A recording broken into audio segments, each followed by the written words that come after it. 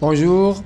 Je souhaiterais préciser que le cours d'aujourd'hui dédié au système d'information est un extrait d'une séance de cours qui a eu lieu il y a une semaine et qui était de 2 heures. Et du coup, donc j'ai préféré découper la vidéo entière en des thématiques comme ça d'une quinzaine ou vingtaine de minutes pour que ça soit plus pratique et plus léger. Disons, avant de lancer le cours, je souhaiterais très rapidement juste rappeler que la première partie de ce cours-là, ou en tout cas ce cours vient, j'allais dire, comme une suite logique des techniques et concepts qui sont en rapport avec la gestion des flux, durant lequel nous avons développé le Just-in-Time, JIT, le Kanban, le flux tiré, le flux poussé. Nous avons abordé également la différenciation retardée, également les techniques MRP1 et MRP2, et nous nous sommes arrêtés, nous avons juste introduit l'ERP. Le cours d'aujourd'hui s'intéresse donc à la suite qui est l'ERP et puis les systèmes d'information. Bonne écoute, merci. Des systèmes informatiques.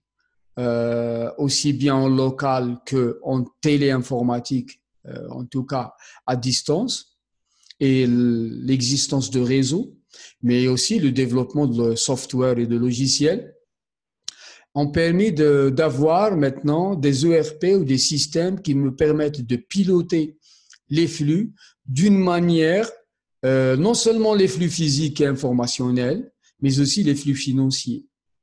Donc, j'ai des modules à l'intérieur de mon ERP qui gèrent les ressources humaines, qui gèrent les finances et la comptabilité et la production et le stockage et le transport, tout ça d'une manière intégrée. Comme vous pouvez le voir dans le schéma qui est devant vous, n'est-ce pas? Vous avez le MRP1, une technique un peu primitive, si vous voulez, limitative, qui est passée au MRP2 qui a intégré les ressources humaines et la capacité, vers l'ERP qui intègre l'ensemble des activités et fonctions d'entreprise et qui me permet, n'est-ce pas, de mieux optimiser. Alors, il permet en réalité de gérer l'ensemble des processus d'une entreprise. Il y a divers ERP, on va les voir ensemble après, qui permettent de gérer d'une manière plus ou moins intégré, puisqu'on appelle ça, d'ailleurs en français, on appelle le logiciel de gestion ou de gestion intégrée. Donc maintenant, on parle que de ERP. Et les ERP, c'est les systèmes qui nous permettent de gérer les flux et d'optimiser les fonctions d'entreprise. Alors, regardons maintenant en termes d'ERP, puisqu'on est rentré de plein pied dans les systèmes d'information logistique. Alors, les ERP, on peut trouver deux types d'ERP.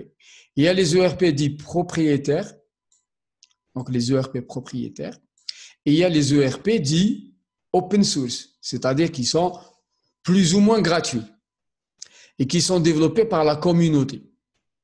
Alors, les ERP propriétaires sont payants. Ça coûte relativement cher. Alors, le plus connu, c'est le SAP, qui a quand même à peu près 50% du marché mondial, n'est-ce pas? Et vous avez Oracle, qui est à peu près le quart, et vous avez tout le reste, qui se partagent un peu le marché. C'est des ERP qu'on doit acheter, pour lesquels les propriétaires proposent de la maintenance, de la formation, du suivi, de la correction de bugs, de la personnalisation, etc. D'accord? Vous m'entendez là? Oui, monsieur. Oui, monsieur, d'accord. Très bien. Merci. Vous connaissez très certainement le SAP, hein, parce que le SAP, il est très, très connu en Algérie, un peu moins que Oracle. On en trouve. Même Oracle, je connais des entreprises qui ont Oracle. Par contre, maintenant, il existe aussi des logiciels open source qui sont pas payants Mais on trouve des formules un peu payantes parce qu'ils vous aident à installer votre système, à l'intégrer, etc. Donc, vous pouvez payer, il est vrai, quelques services. Mais sinon, vous pouvez tout aussi bien installer vous-même Odoo, qui est le plus connu des ERP open source. C'est un système que j'ai déjà utilisé. Je le maîtrise relativement bien. Il n'y a aucun souci. C'est assez facile. Vous avez aussi OpenBravo. OpenBravo, je l'ai utilisé d'un point de vue pédagogique parce que j'ai enseigné un module système d'information logistique. Donc, j'ai téléchargé l'exécutable de OpenBravo et mes étudiants à l'université de Batna il y a quelques années, il y avait un master que je pilotais moi-même qui était économie des transports et logistique. Donc, dans le module gestion de système d'information, on a travaillé avec OpenBravo, qui est relativement facile. Bien entendu, vous l'avez deviné, quand vous avez maintenant un logiciel propriétaire, vous avez plus de fonctionnalités, vous avez plus de... Parce que vous payez de l'argent, donc il y a de la valeur derrière. Il crée de la valeur, donc le prix traduit la valeur. Mais l'existence des open source qui cadre davantage avec les petites et moyennes entreprises, car les impacts en termes d'achat sont relativement réduits. Et une PME n'a pas forcément, sûrement, les moyens d'une multinationale. Donc, les open source s'adaptent très bien pour les petites et moyennes entreprises et même pour les toutes petites entreprises, les TPE. Vous pouvez et nous pouvons ensemble, à un moment donné peut-être, essayer ensemble comment fonctionne Odoo. Vous avez odoo.com, .fr, vous y entrez, vous allez trouver plein de choses.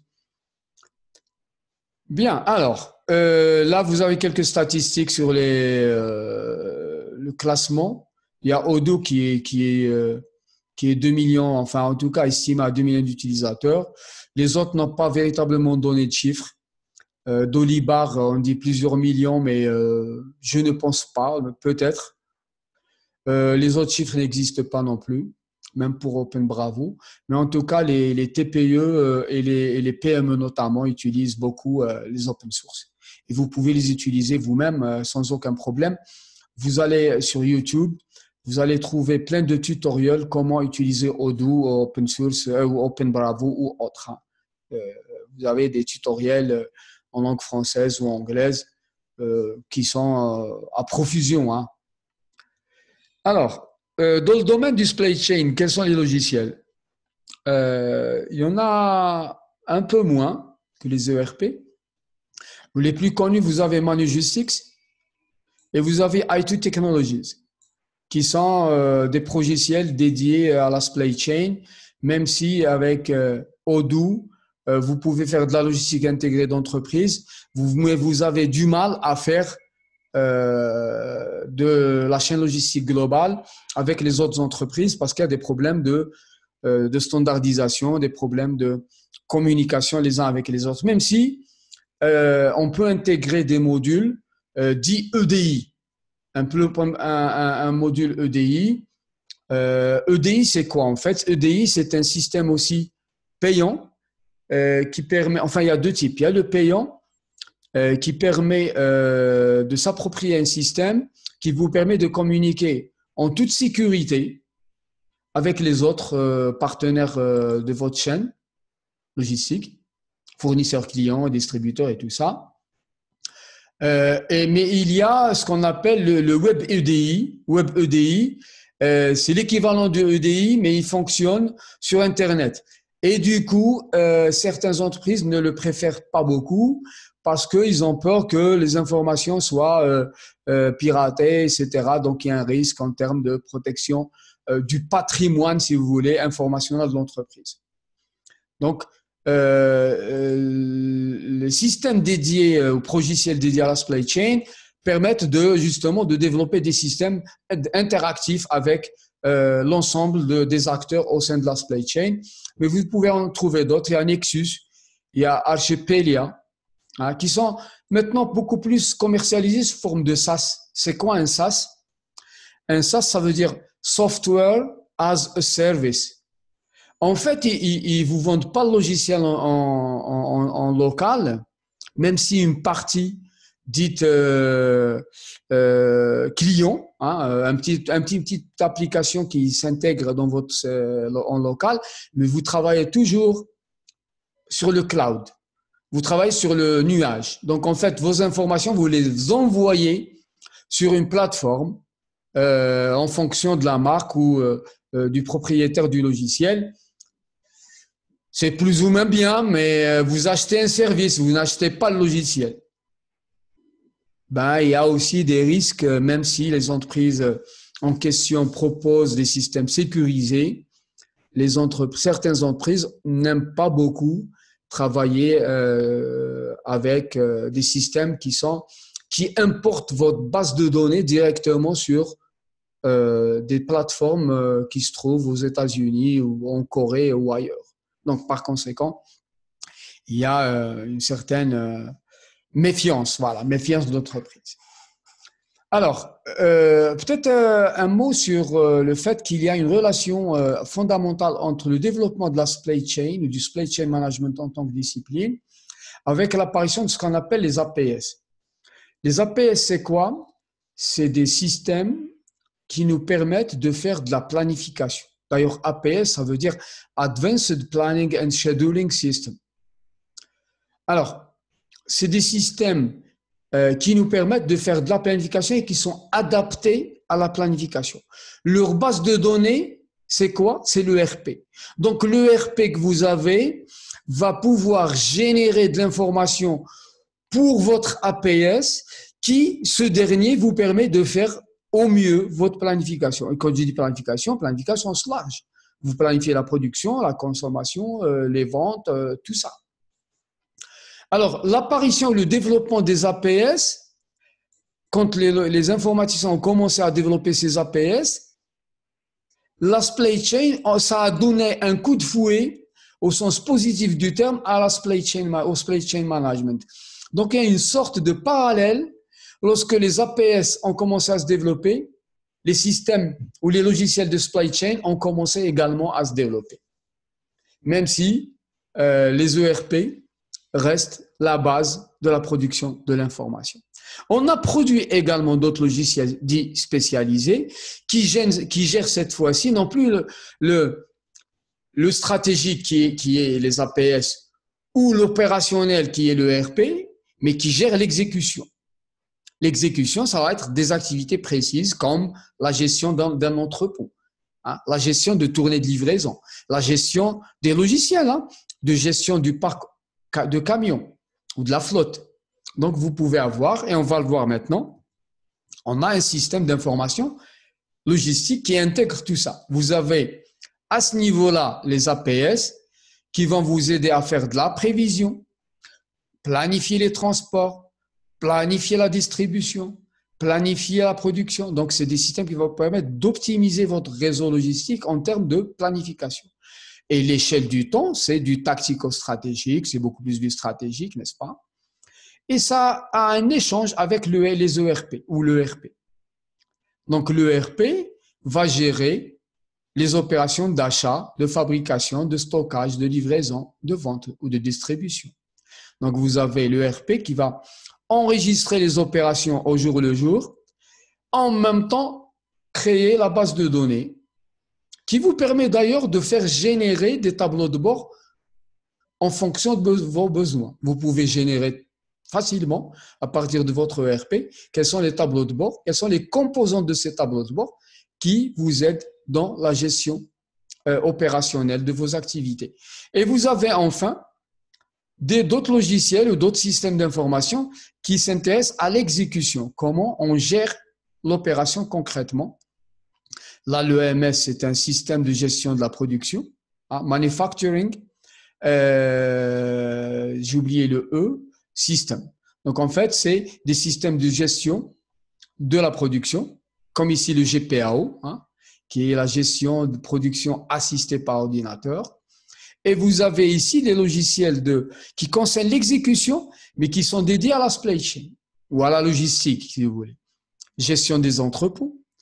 Les logiciels de gestion des entrepôts, on les appelle les WMS, Warehouse Management System.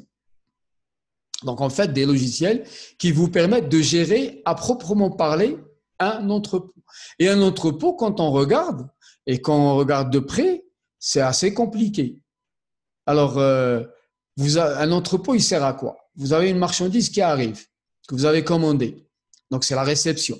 Donc, un entrepôt, vous allez recevoir en fonction de l'architecture de l'entrepôt, disons un entrepôt standard. Vous avez de la marchandise qui arrive dans la zone de réception de marchandises. Vous allez la scanner, vous allez la vérifier quantitativement et qualitativement. Si vous avez des produits qui ont des problèmes, vous les mettez en quarantaine. Ça veut dire que vous devez enregistrer tout ça, que vous avez des produits en quarantaine qui font l'objet de conflits ou de malentendus avec le fournisseur ou de non-conformité, etc. Et vous avez les produits qui sont conformes, acceptés. Il va falloir leur donner une adresse pour les stocker. Vous les stockez dans les palettiers parce que chaque produit va être stocké dans une adresse précise pour qu'on puisse le récupérer facilement. Et où est-ce qu'on met cette information? Dans le WMS. Le WMS, à chaque fois que vous lisez avec votre douchette ou le GAN, qui est le lecteur optique, vous allez pouvoir adresser et puis par la suite déstocker pour pouvoir expédier, faire passer la marchandise vers la zone d'expédition. Vous devez faire un picking, donc ramasser les marchandises, les palettiser et les expédier. Tout ça est dans un système d'information, mais pour le picking, qui est la préparation de commande, votre WMS va vous aider, n'est-ce pas, ou aider l'opérateur, avec différents moyens. On trouve le système Voice, qui est une sorte d'écouteur avec un microphone. Et le WMS va parler d'une manière automatisée avec l'opérateur pour faire le picking. Et il va lui dire allez dans l'allée, partir dans l'allée telle, c'est-à-dire l'adresse, la travée telle, l'étage tel, vous trouvez le produit, vous le scannez, vous dites OK, le WMS enregistre que vous avez récupéré tel produit. Il va vous guider au produit suivant, etc. Et quand la commande a été faite, il y a plusieurs manières de faire le picking. Je ne vais pas dans le détail. Et plusieurs techniques également. Il y a le voice, il y a la plateforme, l'ordinateur embarqué sur le chariot, etc. Et donc, le WMS va piloter tout ça, toutes les opérations d'entrée, d'expédition, de quarantaine, de gestion de produits, d'adressage. C'est un logiciel d'exécution qui vous permet de gérer au jour le jour votre entrepôt. Et vous avez la même chose pour la gestion des transports, etc. Alors, le tout maintenant avec EDI ou Web EDI au travers d'Internet, parce que EDI tout seul, c'est un système et un réseau indépendant, mais vous avez le Web EDI qui travaille sur Internet. Il est moins sécurisé selon les uns, mais il est bon pour selon les autres. Et vous avez globalement maintenant votre système d'information, du stratégique et de la planification, vers l'opérationnel et le tactique, et vers l'exécution en temps réel. Vous savez, le temps réel maintenant, vous pouvez avoir 6 commandes par jour du même produit. Rappelez-vous l'exemple de la voiture. Quand une usine reçoit les chaînes électroniques d'Allemagne d'une marque très connue,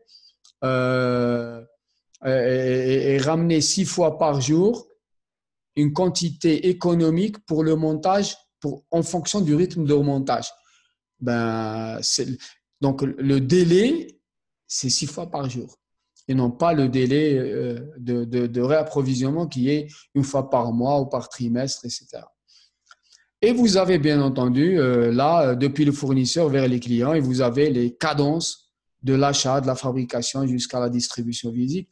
Et ils auraient dû mettre ici les retours. Parce qu'il y a la gestion du retour, ce qu'on appelle la reverse logistics. Vous avez des produits qui reviennent des clients vers le système un système d'information qui doit gérer également les retours. On observe surtout les retours dans le cas du e-commerce et dans le cas de la e-logistique, qui constituent quand même des problèmes assez difficiles aussi à gérer. Et d'ailleurs, ça impacte même votre réseau de distribution. Votre réseau de distribution, comment vous allez le faire pour justement faciliter aussi les retours. Parce que le client, quand il n'est pas content, il veut rendre son produit. Et quand il s'agit d'achat en ligne, c'est un peu plus compliqué que de rendre le produit au détaillant du coin, dans votre quartier, au centre-ville. Vous retournez votre produit. Donc, la retournabilité du produit, elle est facilitée. Et le client exige justement aussi une retournabilité relativement facilitée. Je vous remercie pour votre attention. Merci à vous de même, monsieur. Allah يبارك فيك. Merci à Donc, vous, monsieur. merci, vous êtes sympa. Donc, rendez-vous, Inch'Allah, la semaine prochaine. Donc, d'ici là, je vous souhaite. La semaine prochaine, Inch'Allah. Inch'Allah. Yattekoum saha. Prenez soin de vous.